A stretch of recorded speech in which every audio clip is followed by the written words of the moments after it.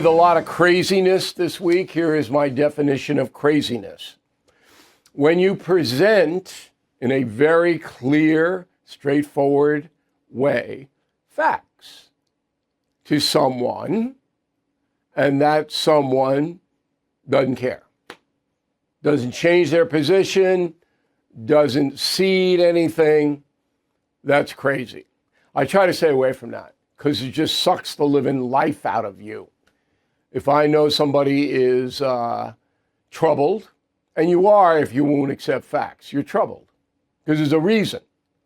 So you want to live in a false world, or you get too upset, I don't know, the whole bunch of stuff.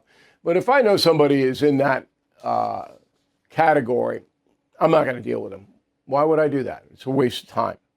Now, I'm going to give you a few vivid examples of craziness tonight, and I hope it will help your life. And one of those examples is the government shutdown. That is the subject of this evening's Talking Points memo. After 43 days, the House voted last night 222 to 209 to open up the government. 6 Democrats crossed over Swazi, New York, Perez, Washington, Cuellar, Texas, Davis, North Carolina, Golden, Maine, Gray, California. 2 Republicans defected, Massey of Kentucky, and Stubbe of Florida, Gregory Stubbe. Okay, so by capitulating to the Republicans, and what do I mean by that? Well, Democrats' whole thing was, we're not going to open the government until you allow the COVID level spending for Obamacare. And the Republicans said, no, by law, that spending has to come back down because it's crazy anyway, and we have a $38 trillion debt. So you're not going to blackmail us into closing the government to get subsidies you're not entitled to. There was never a chance Republicans would cave to that. Never. And the Democrats knew it.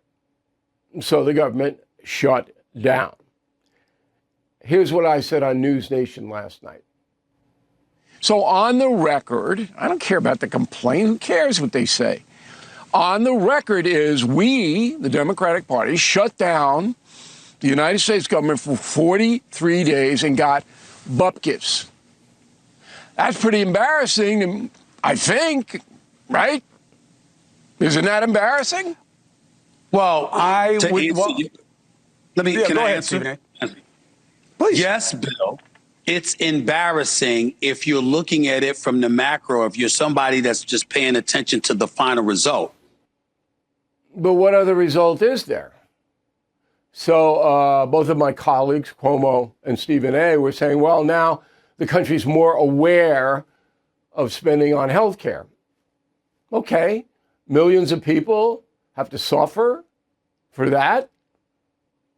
Come on.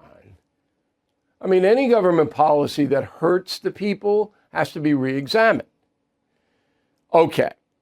Now, the Democrats may have won a small victory last week in the gubernatorial race in New Jersey.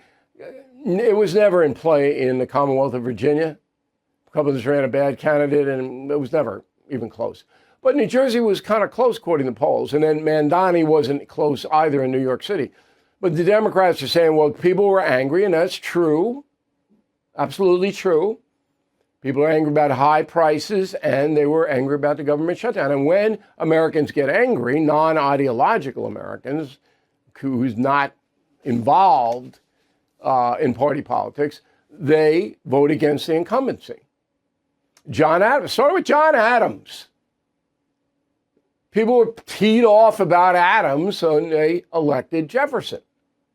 Because Adams was a little arrogant and haughty and did some stuff that people go, wait a minute, hold it. It's always that way. So the Democrats might have won that, but again, overall, they were embarrassing. It was absolutely embarrassing. So you've got a situation where the press, the corrupt media, supports the Democrats about 80%. Even they couldn't make this a victory for the Dems. They tried. They couldn't do it. And that's a memo.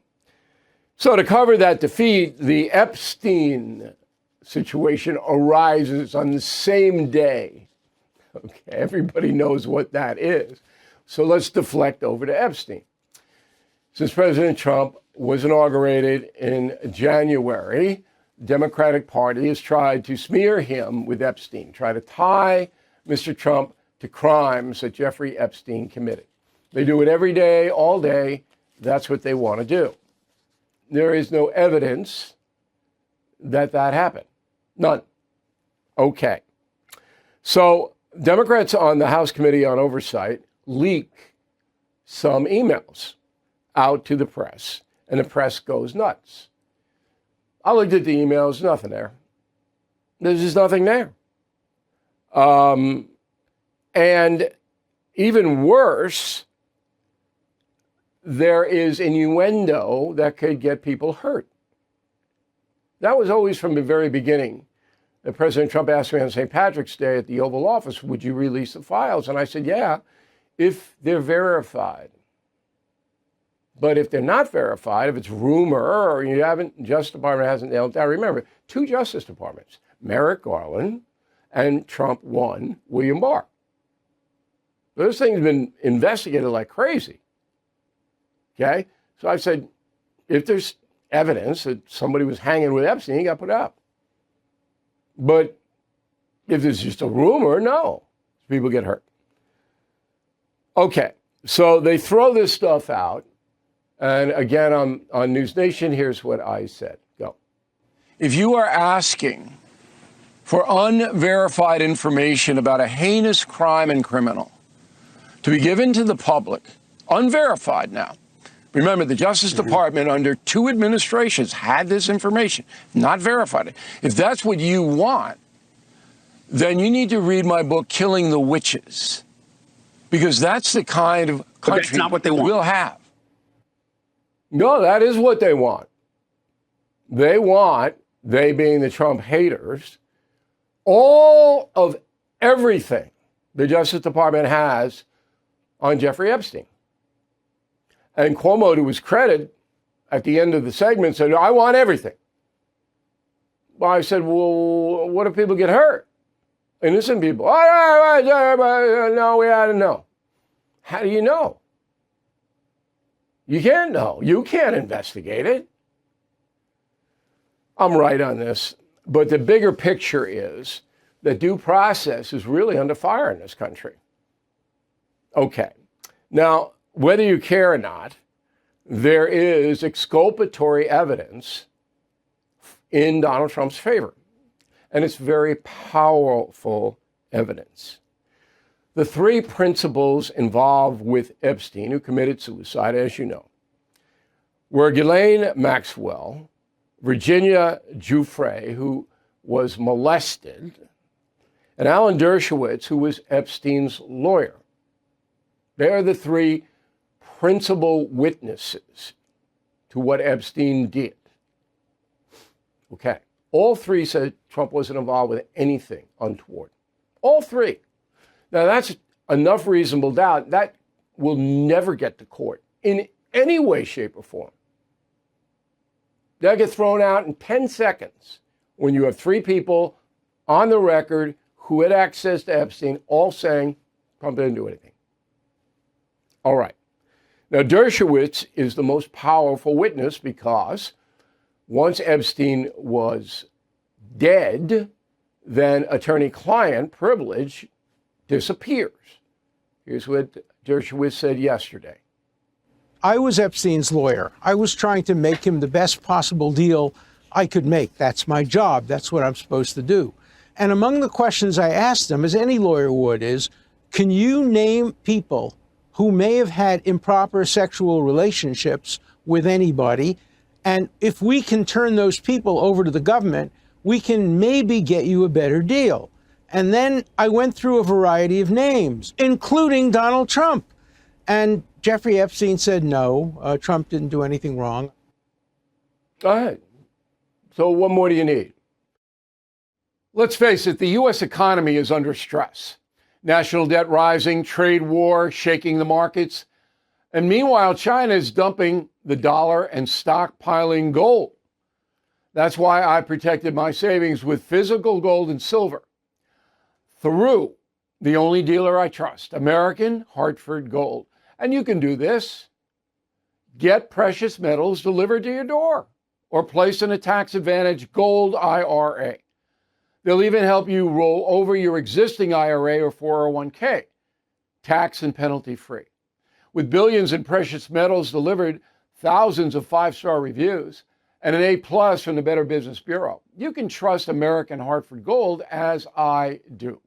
Please call 866-501-5201 or text BILL to 65532. Again, that's 866-501-5201 or text BILL to 65532. This is very close to me. So if you follow my career, you know we raised more than $30 million for the Independence Fund. They provided track chairs, high-tech wheelchairs for severely injured vets in Iraq and Afghanistan. 30 million. Independence Fund no longer in business. Okay? We got a track chair to every single vet who needed it with all that money coming in. Now, there are other service people who need help from Iraq and Afghanistan. These are contemporary wars. In Iraq, Americans lost 4,492 people. Okay? 32,292 wounded. That's a big number in Iraq. Afghanistan, 2,456 killed, 20,770 wounded. Altogether, more than 50,000 U.S. service people wounded in Iraq and Afghanistan. Now, there is a charity that's doing a lot of good. There are actually two. One is the Fisher House. Okay, but we're not going to do that today, but that's a good charity. The other is Semper Fi and America's Fund. And thefund.org is how you get to them. All right, so they help severely wounded vets and their families in a variety of ways. And one of the men that they've helped is Marine Sergeant Zachary Stinson, who joins us now from Chambersburg, Pennsylvania. Sergeant, it's good to see you. And I want to tell the folks about your personal story. I'll start it off and then I'll ask you some questions about it, okay? So at 18, you enlisted in the Marines, is that correct? Yes, sir. Why did you enlist? Because I liked working out. You just wanted a free gym to go to. No, but why really did you enlist in the Marines? Because I didn't want to go to college and start my life out in debt. And I wanted to be the best, so I had talked to enough people that said the Marines were the way to go, so that's why I did it. Okay. So at 18, you're not fully formed emotionally, but to go to the Marines is usually a very positive experience. 3 years later, you're sent to Afghanistan, right? Is it 3 years after you did boot camp? Yes, sir. Okay. Yes, sir. And you're on patrol in Marja, Afghanistan. Where is Marja? Southern Helmand Province, Afghanistan. And you're out there with the guys and you step on an IED, a mine, and you get your legs severely injured, right? Yes, gone. Okay.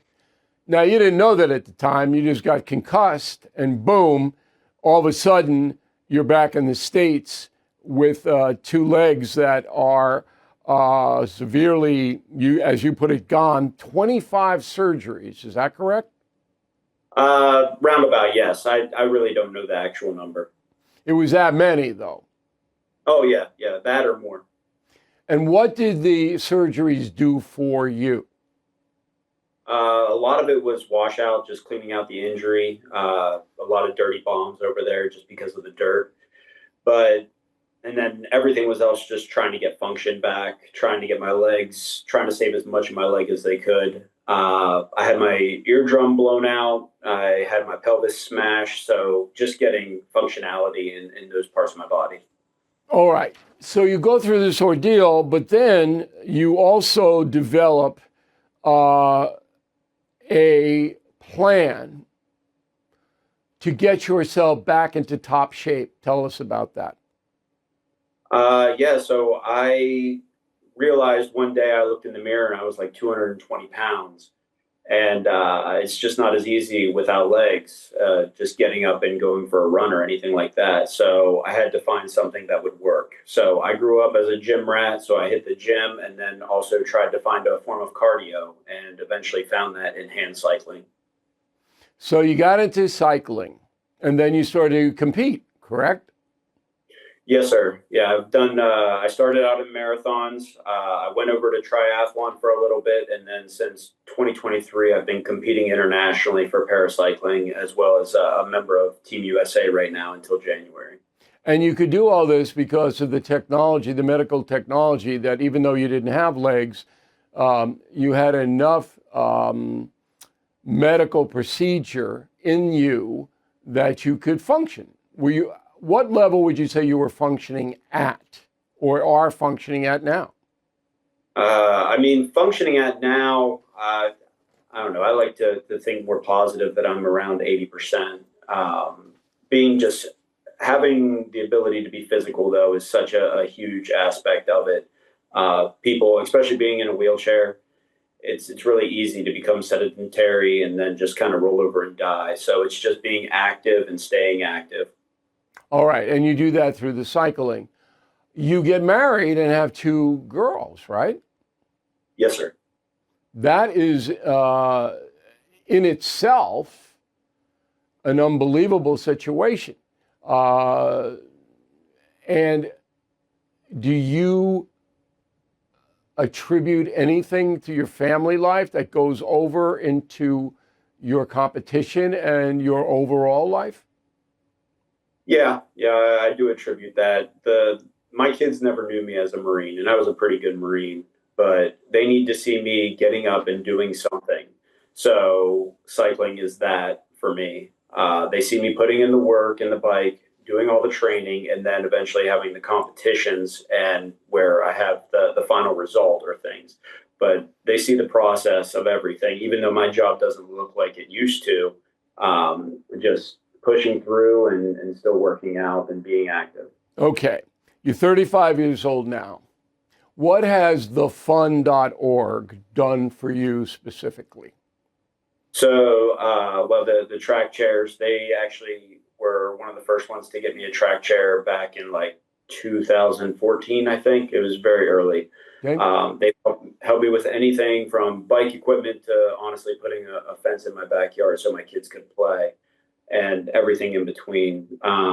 They go much more than just what they've done for me. There's a lot more like neurotherapy and other things that really don't apply to me at this current time. But they've got a little bit of everything. And they stay with you till you're dead, right?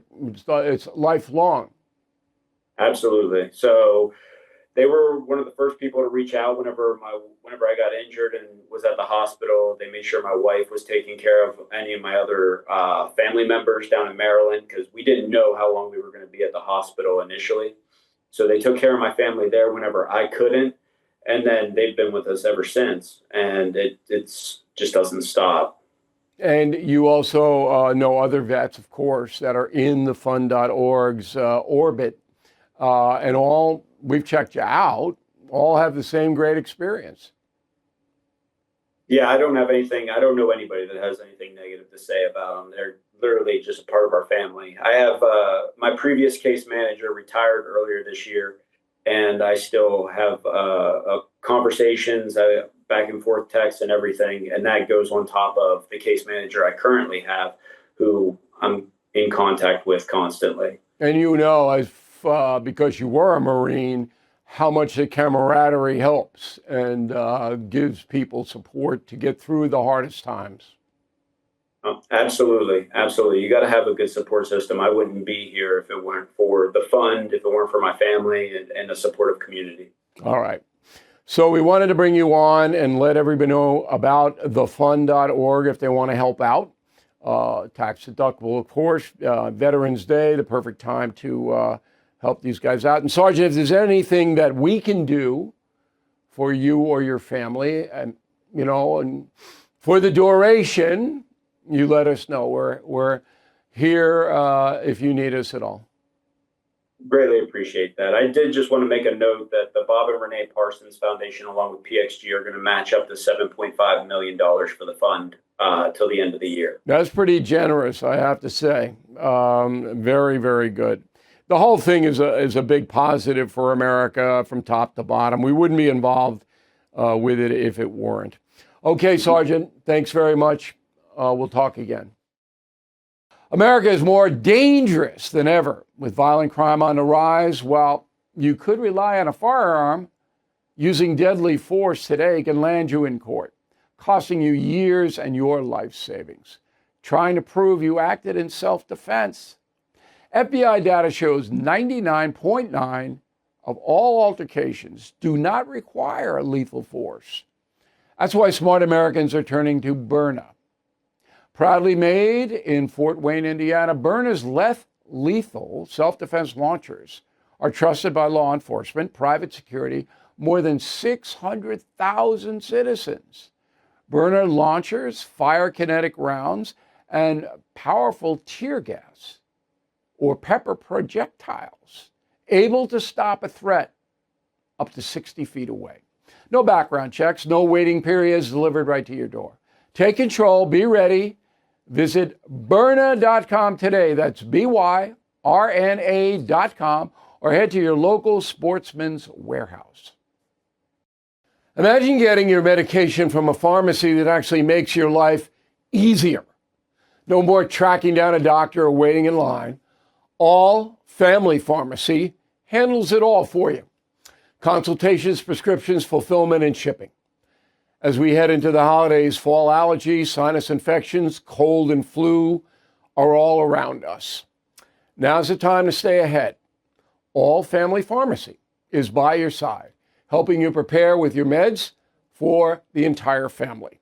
From antibiotics to antivirals and ivermectin to blood pressure meds and more. Whether it's for daily use, emergencies, or trusted off-label options, they make it simple. Licensed doctors review every order for safety, and everything ships right to your door. So please visit allfamilypharmacy.com/bill. Use code BILL10 to save 10%. Again, that's allfamilypharmacy.com/bill, code BILL10. Okay, final thought. So I did Billy Bush podcast, Howie Mandel podcast, and Bill Maher HBO broadcast. On the Maher thing, millions of people, I knew that was going to blow up. I told Maher, I said, get ready. So the first thing was anti-Semitism. Roll it. Bill, thoughts on Jews? I don't want to make it awkward that I'm here. No, but all my business people are Jewish, so and they do a great job. How one white of of them's you? up there right now. And, we have a personal connection, perspective from O'Reilly, and I know you're looking forward to that more. You can tell.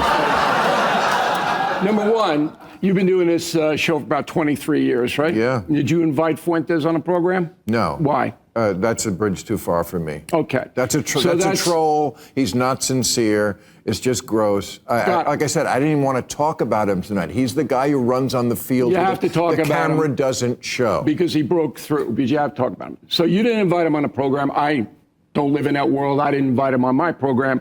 You can get somebody like him at Speaker's Corner in London anytime you want. Right. They're wandering around with wine. Okay, so why would you have them and waste all of these nice people's time? Why? Okay? That's number one. All right? So to say, well, everybody... The answer is because the Republican establishment never met something so far right that they won't, at least some of them, take it seriously. See, the Republican establishment couldn't care less about this guy. Well, they could this week. No. They don't care about him. They are embarrassed by him. Okay, and again, I will do an extensive analysis on what I just said on YouTube this week. The second one was that Maher has alienated some liberals. Roll it. And you were disenchanted, and correct me if I'm wrong, which I very rarely am, so you probably won't have to do that.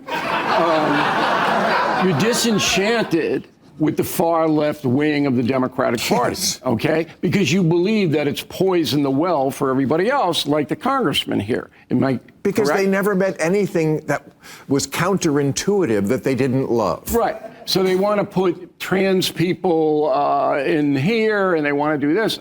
And it just dilutes the message that the Democratic Party has traditionally had, that we're for the workers. We want to improve the lives of the backbone of the country. Now you're into all this fringe garbage that Americans don't want. I think that's your posture. I wouldn't put it that way, but go ahead. Okay. But you might want to rethink, because that's a good way to put it.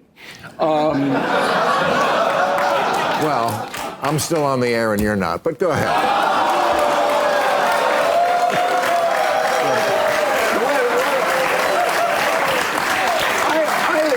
Did that. So we did a town hall on News Nation 2 weeks ago from the Kennedy Center. 23 million people watched, 23 million, okay? You can add up all the HBOs you want. You're not going to come close. Just want to correct the record. All right, so there you go. And it's a pretty good joust back and forth. I knew he was going to try to get in one of those, so I was ready for it. The final one is politics in general. What about Gavin Newsom? Now, I mentioned in the monologue. He has hair like you. You guys have the same hair. I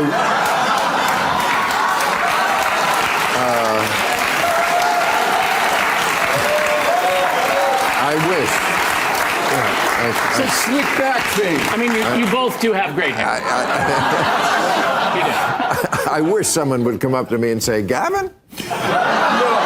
No, you don't, Mark. I do. You want to be Gavin Newsom? I want to look like him. You really? You want to look like him?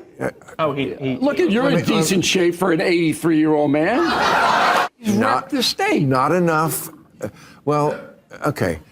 I know that doesn't matter. But He didn't wreck it, but yes, I agree. He's too far left for my taste, and he's not going to be president unless he moves to the Senate. But he's a politician, and I think he has that ability to. And now he looks like he's the front runner. Is he not the front runner for the Democratic nomination as of now? No. Wes Moore. Wes Moore, isn't he? Governor of Maryland. Okay. So we posted a bunch of stuff on BillO'Reilly.com that I don't have time to play for you. That's entertaining. I watch the Maher Show. I would say I watch 50% of the time. Most people are intimidated by him, because he's up there and he's been doing it a long time. But you know me. So anyway, it was a very interesting experience. I've known him for a long time. And that is it. I hope you enjoyed the program. We have, as I said at the top, very busy week. We're on it all. Thank you for watching. I'm Bill O'Reilly, and we'll see you again on Monday. Thank you for watching. To view full episodes of the No Spin News anytime, sign up to become a BillO'Reilly.com premium or concierge member today.